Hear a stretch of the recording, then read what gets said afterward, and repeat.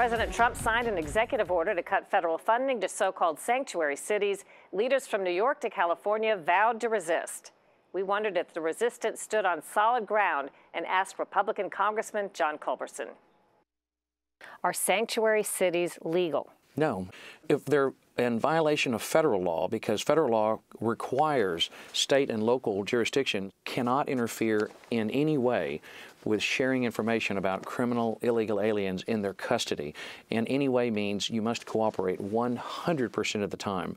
99 times out of 100 sharing information is not enough. So Kate Steinle's murderer would have been deported immediately, or San Francisco would lose all of their federal law enforcement grant money. That's the rule under my subcommittee. And can you tell us, what's your role in the sanctuary city debate?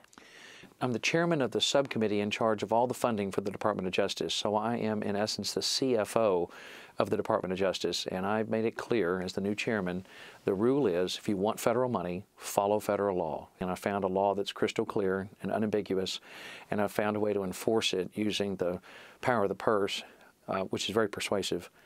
The authority I have as subcommittee chairman, I've got a lot of tools that I can bring to bear to pressure these agencies. It was actually done last July. And then I had the top 10 sanctuary jurisdictions certified as violating federal law, so they can have their money turned off immediately.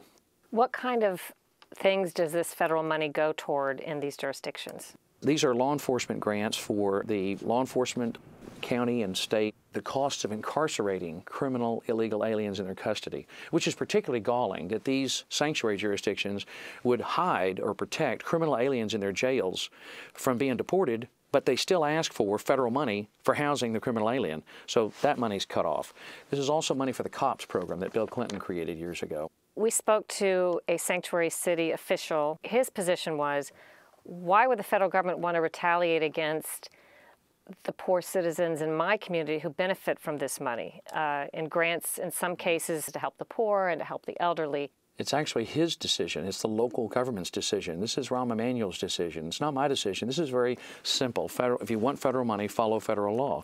You make it sound very cut and dry, but some of these jurisdictions have promised to fight. Are you prepared for a showdown? Well, it's really easy. Their money disappears. There's no fight. Their money's gone.